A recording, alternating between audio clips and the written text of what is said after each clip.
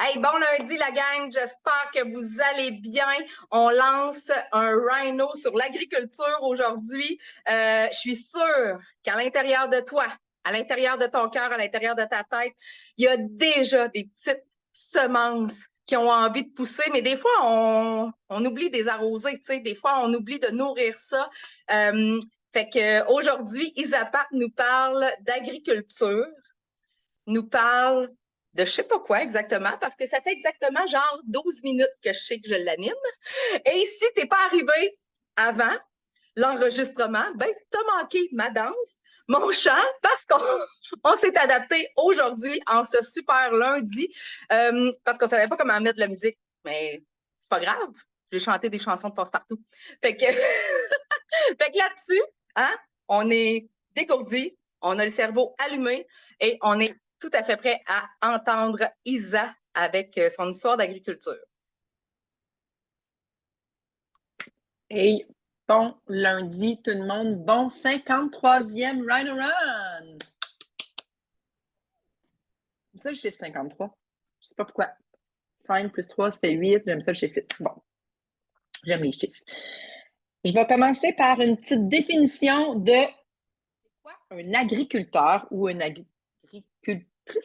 Hein? Parce que sûrement que vous vous demandez où je m'en vais avec ça aujourd'hui. Alors, on va pas parler de potes, OK? On va pas de potes. Parler de sachet de poudre, pas de potes. Un agriculteur, c'est une personne qui cultive et qui pratique l'élevage. Ce sont donc des éleveurs et des éleveuses. Moi, ce mot-là, éleveur, éleveuse, dans ma tête, prend probablement un autre sens que ce sens-là. On est tous ici, on est tous là, même si vous ne le saviez pas au tout départ, pour s'élever. Évidemment, aller aider les autres à s'élever. Mais pour ça, il faut semer des graines. Hein? Donc, les qualités requises pour semer des graines, pour être un agriculteur, une agricultrice, pour élever les gens, c'est savoir traiter et prendre soin. Là, je vais vous dire des gens, eux, évidemment, ça va être des plantes, des animaux. Savoir traiter et prendre soin des gens. Honnêtement, savez-vous faire ça? Comment traiter et prendre soin des gens?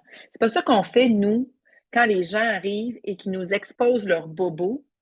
On veut les aider à traiter un peu leurs bobos. On n'est pas médecin, mais on veut les aider à prendre conscience et à traiter un peu leurs bobos.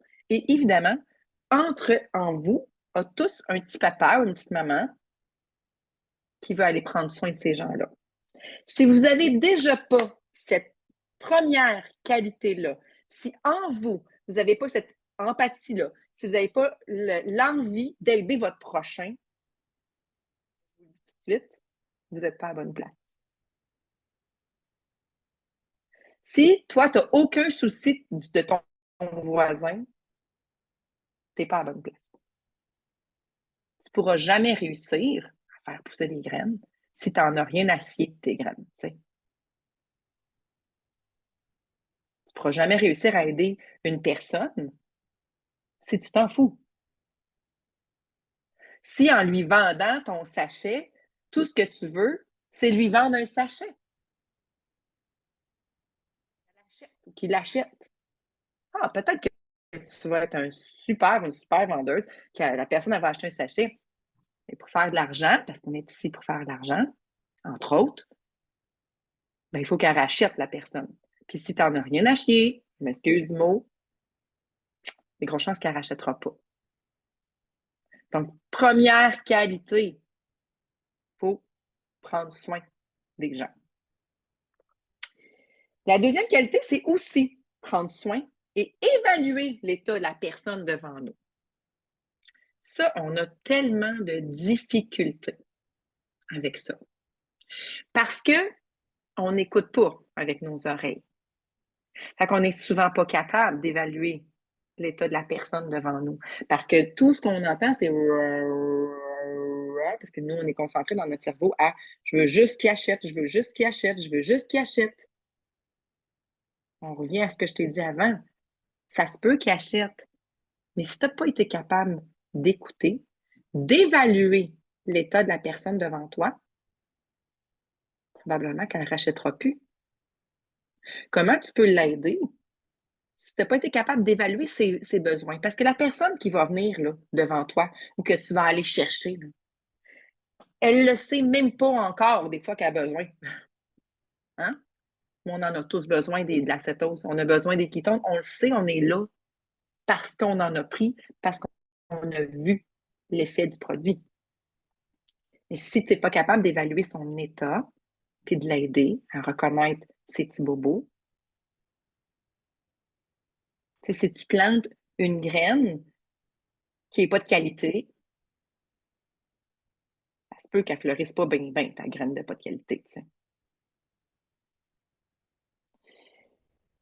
Une autre qualité que ça prend, c'est faire preuve de résistance. C'est quoi la résistance? C'est la force de résister, de s'opposer aux attaques des autres. Combien de fois j'ai entendu des gens dans un run-around, dans un team call ou dans des partages qui ne savent pas résister à l'attaque des autres. Qu'à partir du moment où il y a une personne proche de toi qui vient comme te pitcher une roche parce qu'ils ne comprennent pas ce que tu fais, ce que tu fais, tu baisses les bras.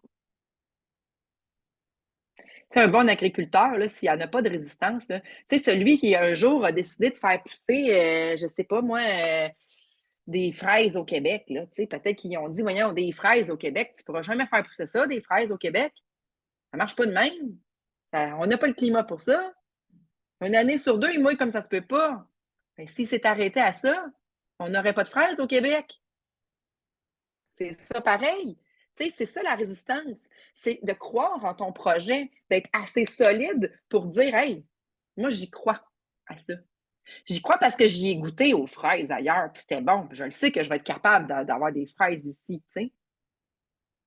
Il faut être capable, il faut être résistant. Hier, Daniel a parlé de persévérance.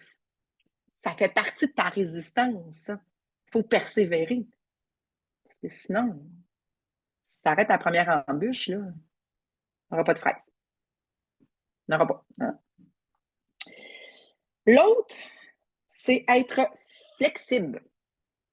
On a-tu aujourd'hui, juste moi, on vous anime un Rhino Run, puis pour plusieurs, vous avez l'impression que tout coule, que tout va bien, vous ouvrez votre écran, puis tout est beau. Mais derrière tout ça, il y a autre chose. Hein? Il y a, ça me prend quelqu'un pour m'animer.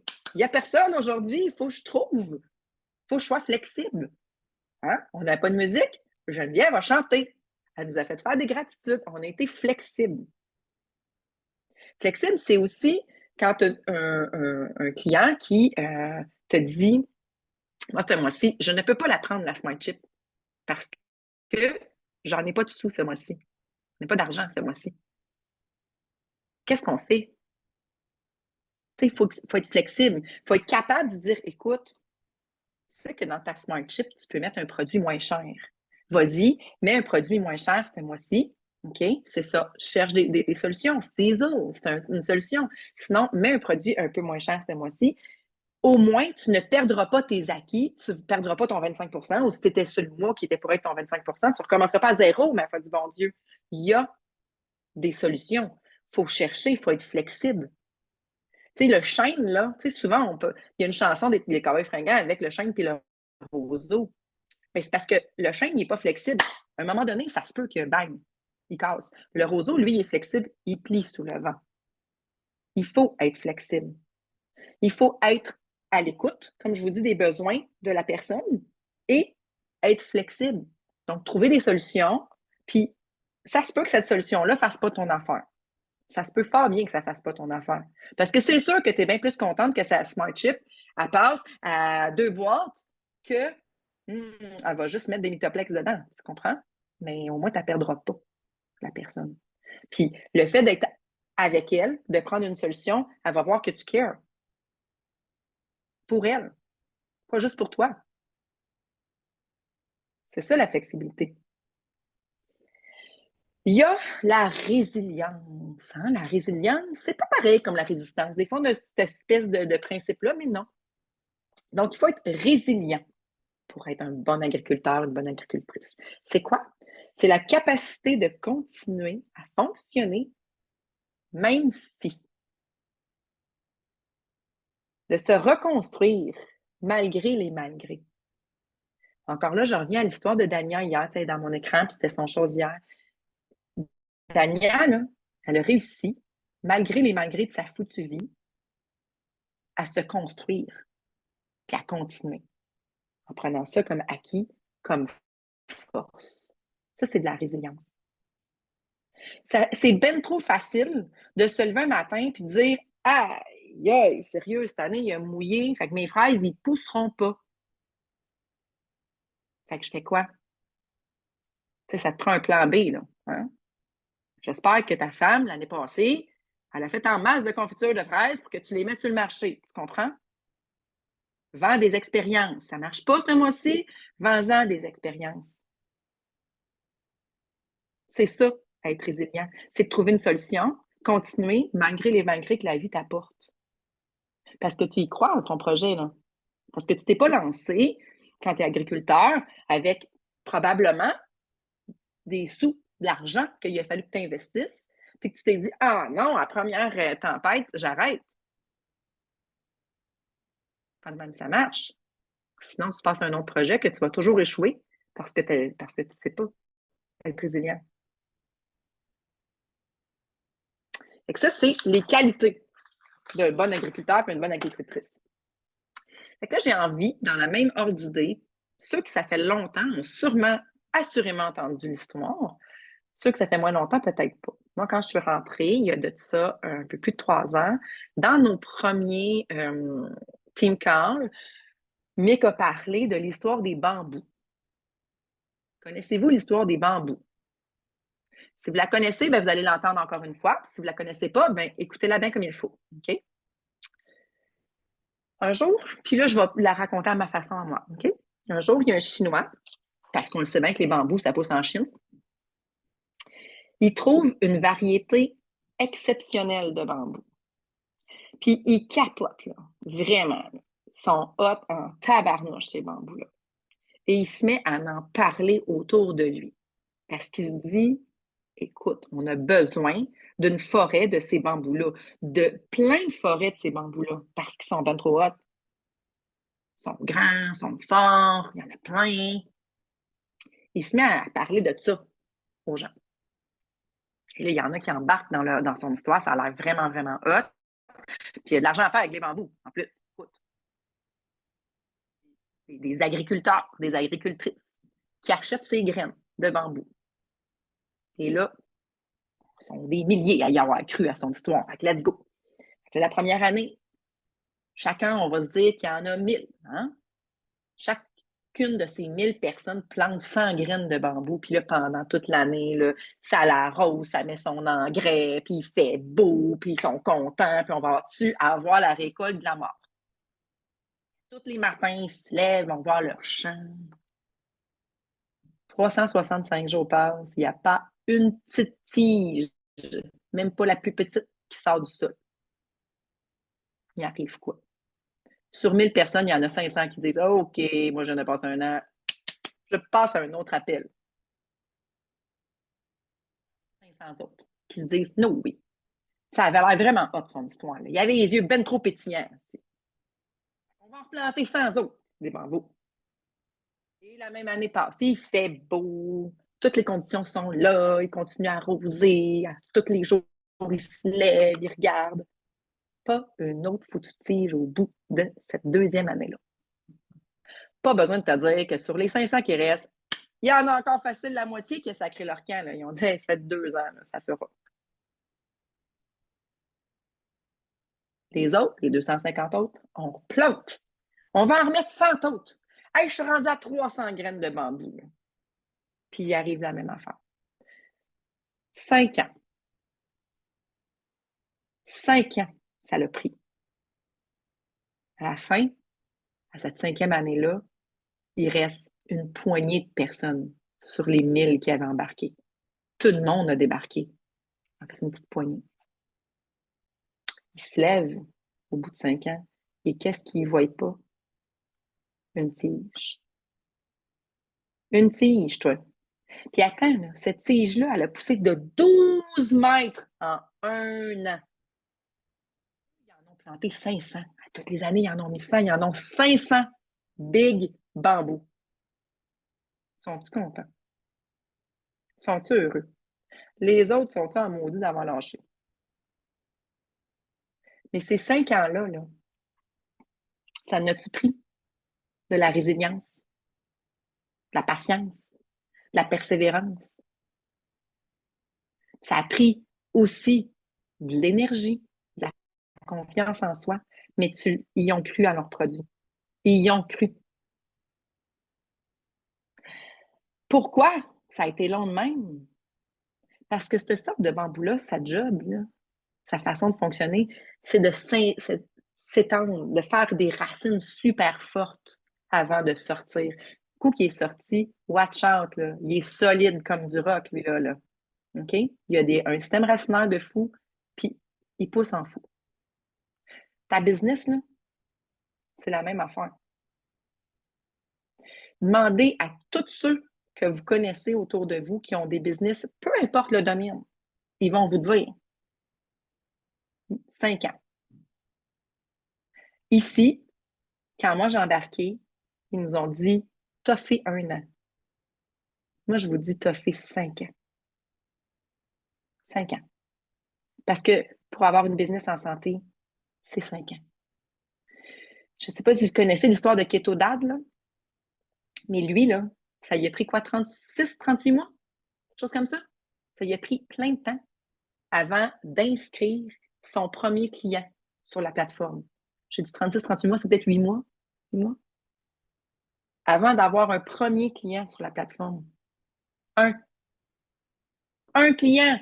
On a tout plus qu'un client, là. Imaginez, là. Puis aujourd'hui, regardez ce qu'il est. Il l'a cru, là. Il a persévéré, là. Mais pendant tout ce temps-là, il a fait quoi? Il en a construit des racines, il en a semé des graines. Puis après ça, ça s'est mis à pousser. Il y a tout qu'un jardin, il y a tout qu'une forêt. Ça se peut, fort bien, que dans les graines que tu plantes, il y en a qui ne vont pas fleurir. On va se le dire. Il y en a qui vont fleurir. L'avantage, c'est que quand tu les aides à fleurir, à leur tour, ils vont produire des fruits, qui eux aussi vont fleurir. C'est ça, se construire un réseau. C'est ça, se construire une équipe. C'est sûr que c'est pas facile.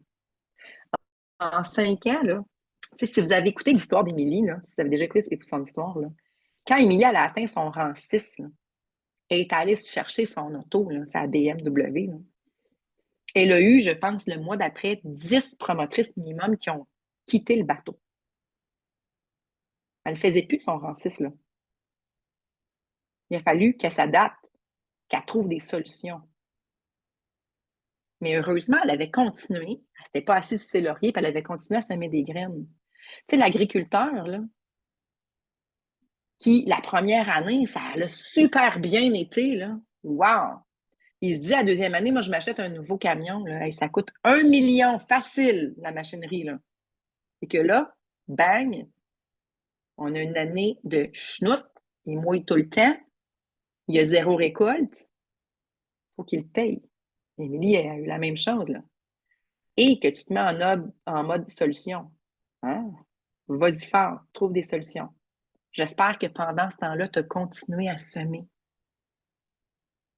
Quand on se bâtit une équipe, là, ça arrive souvent qu'on tombe en amour avec une graine. Hein? Elle, là, son potentiel a l'air, lui, tellement hot.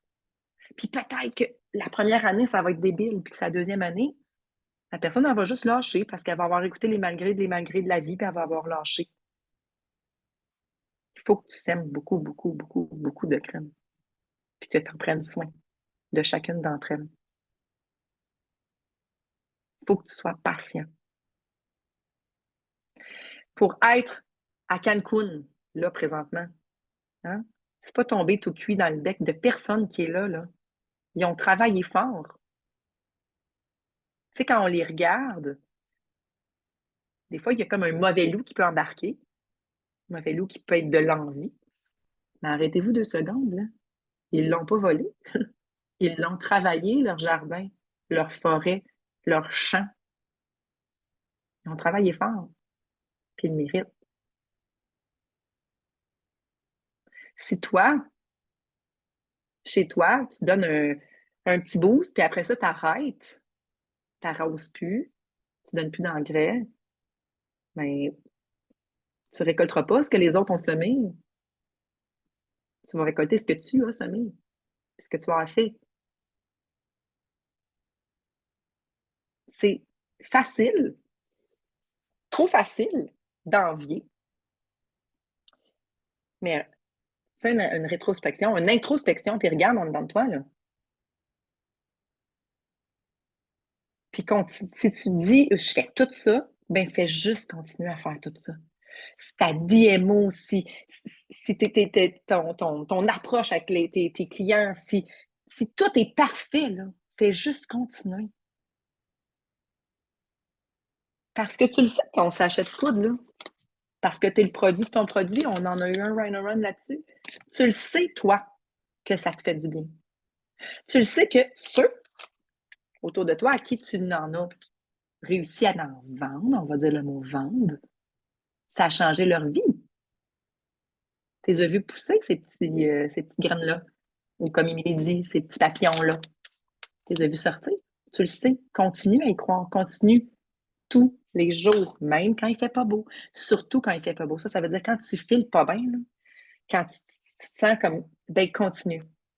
Continue. C'est souvent là que même si on ne le sait pas, on fait le meilleur. Puis quand l'argent ne rentre pas, ben fais comme l'agriculteur, puis trouve-toi un plan B, vends des expériences. Fais de la tarte aux pommes, hein? Puis vends des pommes. Parce que les pommiculteurs, ils ne vendent pas juste des pommes. Juste ça. On aide les gens. Mets des branches à ton arbre. On est là depuis un certain temps. On a appris, offre des e-books, offre de l'aide aux gens, offre des services parce que toi, tu es hot là, dans ce que tu fais. Tu as toutes les qualités requises de l'agriculteur. Tu es capable. Donc, où est-ce que j'en suis avec tout ça? J'essaie de voir. Il n'est pas super. Donc, moi, j'ai envie de te dire qu'il y a une petite phrase qu'on connaît tous, tout le temps, tout le temps, tout le temps, tout le temps, tout le temps, qui est on récolte ce que l'on sème. Fais attention à ce que tu sèmes.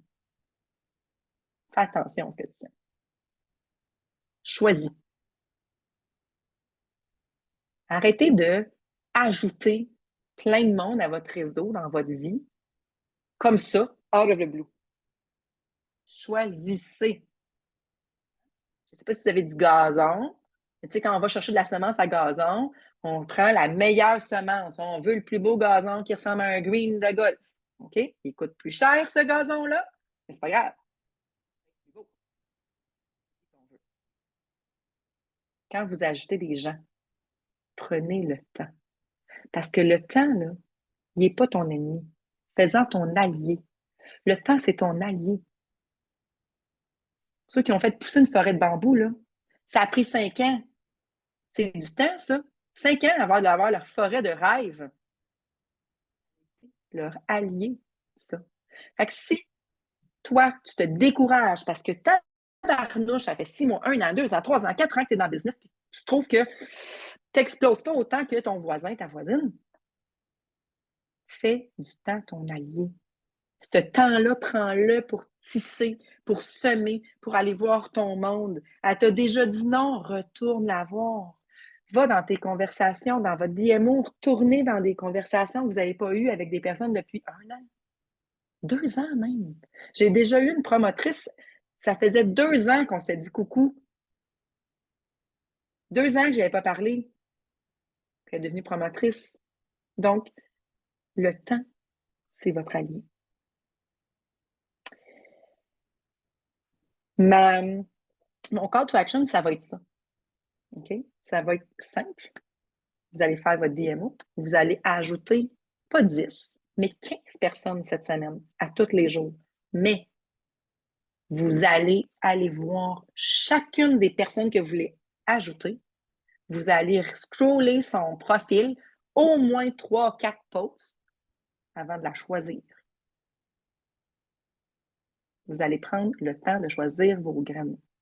C'est votre niche, ça. C'est important de prendre ce temps-là. Donc, 5 jours. 5 jours à 15 personnes par jour, ça va vous prendre du temps parce qu'il va falloir que vous alliez voir chacun de leurs profils, mais ajouter la perle rare, celle qui colle à vous, celle qui correspond à ce que toi, ta vision d'Emploi Vite, c'est quoi ta vision? C'est ça. Ta niche, c'est ça. Tu vas aller ajouter cette personne-là. Si ta DMO, cette journée-là, c'est que ça, mais ça sera que ça parce que ça va prendre du temps. Ça, c'est mon call to action. Geneviève, t'es où? Je te vois plus dans mon écran. Mais je suis là. Tu m'entends? OK. Oui. Je te laisse la parole. Super, wow! Semer des graines. C'est drôle parce que ça m'a rappelé un peu, d'une certaine façon. Moi, aujourd'hui, mon thème, si on veut, c'est de ne pas laisser ton humeur dicter ce que tu dois faire, ce que tu fais. Et l'agriculteur doit le faire. Il ne doit pas se laisser dicter par la température, par le fait que, tu sais, un agriculteur, là, même si son père est mort, là, même si son cochon vomit, même si son fils a la gastro, même s'il n'a pas dormi de la nuit, ben, l'agriculteur, il doit quand même aller arroser ses champs. Il doit quand même donner des soins à ses plantes. Fait que ne pas te laisser dicter par ton humeur, toi dans l'action, dans l'action. Puis souvent, hein, ce que je dis encore aujourd'hui, c'est le mouvement, c'est le fait de te mettre en action qui va changer ton humeur. Fait que n'hésite pas, fais-le. Puis c'est pas semer des graines qui est plus difficile, hein? C'est d'avoir la patience, c'est de ne pas abandonner, c'est de continuer, jour après jour, semaine après semaine, mois après mois, année après année, à semer, à arroser, à prendre soin de la terre, à cultiver, toujours, toujours, toujours, sans jamais abandonner. C'est ça qui est difficile. Ce ne sera pas d'aller ajouter les gens qui va être si difficile que ça. Ça va être d'entrer en communication avec eux. Ça va être d'aller trouver par quel angle essayer d'ouvrir une conversation. Ça va être d'aller commenter des posts en étant un inconnu peut-être qui va être difficile. C'est ça qui est l'enjeu dans le fond de tout ça. Ça revient à faire du temps ton allié. Puis quand Isa a parlé de gazon, tu sais, nous, on a semé cette année. Dans mon terrain, là, ça prend 3 sortes de gazon. Parce qu'il y a une partie qui est tout le temps à l'ombre, puis il y a une partie qui est tout le temps au soleil, puis ça ne prend pas les mêmes graines. Les graines n'ont pas poussé d'un bord là, quand j'ai acheté ma première poche. Et puis là, j'ai renchéri avec le restant de la poche sur mon côté ensoleillé, mais ça n'a pas poussé tant non plus. T'sais. Fait que faut les choisir, faut les entretenir, faut apprendre à les connaître, faut s'intéresser à eux. Fait que savoir traiter. Puis, ah oui, moi, il y a quelque chose qui a monté en moi. Avant d'être dans Prove It, j'étais incapable de faire vivre. Bon, mes enfants survivaient, mais pas mes plantes. Mes plantes mouraient. Ma priorité, elle était ailleurs que sur elles. Je ne savais pas comment en prendre soin. Alors, il y a toujours un apprentissage à faire si on veut apprendre à traiter et à prendre soin des gens. Puis, chaque personne est unique. Ça veut dire que le soin que tu vas apporter à Carole ne sera pas le même que tu vas apporter à Sabrina ou à Joël. C'est pas la même chose, c'est pas le même soin, ils n'ont pas besoin de la même chose. Donc, ça te prend une empathie, puis ça vient du cœur. C'était la première qualité que Zan nous a nommée. La deuxième, c'était de prendre soin et d'évaluer la personne devant nous, d'écouter. Fait que là, après le cœur, là, on a les oreilles. Écouter, écouter. On a deux oreilles, une bouche, on écoute 2 fois plus qu'on parle. Ensuite, il y avait la résistance, faire preuve de résistance. Là, ça, c'était les jambes. Tiens-toi debout. Tiens-toi debout. Pas c'était les bras, c'était. Je m'en souviens plus. Ouvre les bras. Non, c'est pas ça. En tout cas, moi ce qui me parle, c'est tiens-toi debout. Reste droite. Droite. Pas droite. Douette. Ben douette. Ça, c'était la résistance, la flexibilité. Ben là, ça, c'est dans ta tête, hein? Trouve des solutions, aide. Sois empathique aussi, tu sais. Comprends qu'est-ce qui se passe. Ramène-toi dans le passé. Peut-être que tu as déjà vécu des choses comme ça. Peut-être que tu as trouvé des solutions. Peut-être qu'il y a quelqu'un proche de toi qui a des solutions. Et le dernier, c'était la résilience. Et là, la résilience, j'y vais vraiment avec le cerveau, avec l'intelligence émotionnelle. C'était le sujet de samedi. Puis moi, c'est ça qui me parle. C'est d'être un peu stoïque au moment où tu as besoin d'être stoïque, de laisser la vague d'émotions entrer quand c'est le moment, quand c'est le temps. Fait que c'est de se réinventer, de s'adapter, d'être versatile, d'être... là, depuis tantôt, je cherche le mot polyvalent, d'être polyvalent un peu dans tout ça. C'est ça un peu pour moi la résilience. Fait que, puis le call to action, ben, 15 personnes, qui va le faire? Qui va le faire? Hey, c'est rock'n'roll, là. 15 personnes, là, ouf! Moi, ben, 15 personnes bien choisies, 15 personnes au hasard, là, c'est facile. Je vais aller, je vais prendre n'importe qui. Mais 15 personnes, je pense qu'il va falloir que je m'ajoute à des groupes et que j'aille voir du monde qui sont dans des groupes. Avez-vous d'autres idées, tu sais? Aller aimer des groupes cétogènes, des groupes qui sont dans ta niche, comme si tu cuisines beaucoup, aller dans un chose de recette, aller voir qui commande. Si toi, tu dresses des chiens, aller dans des groupes pour aller ajouter une personne. Les amis de tes amis, oui, c'est tout le temps une bonne façon d'aller, tu sais, de tes amis. À ce temps, tu as beaucoup d'amis, là. Fait que dans les amis de tes presque amis, de connaissances, tu as des gens aussi. Fait que 15 personnes sur 5 jours, ça fait 60. Plus que ça. Ça fait 60. D'ailleurs, 15, 15, 30.